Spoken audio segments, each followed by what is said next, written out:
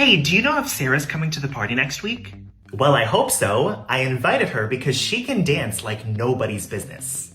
What does her dancing have to do with the business? No. If you say that someone does something like nobody's business, that means that they can do it very well.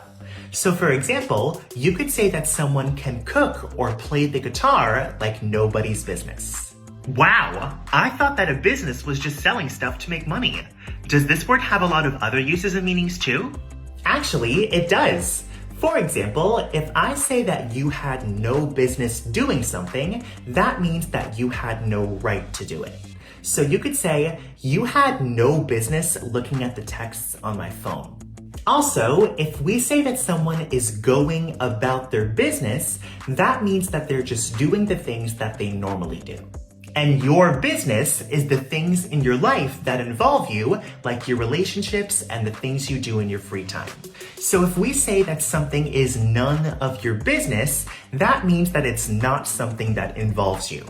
You could also tell someone to mind their own business or to stay out of your business, but this is kind of rude. Now practice these uses of business in the comments below.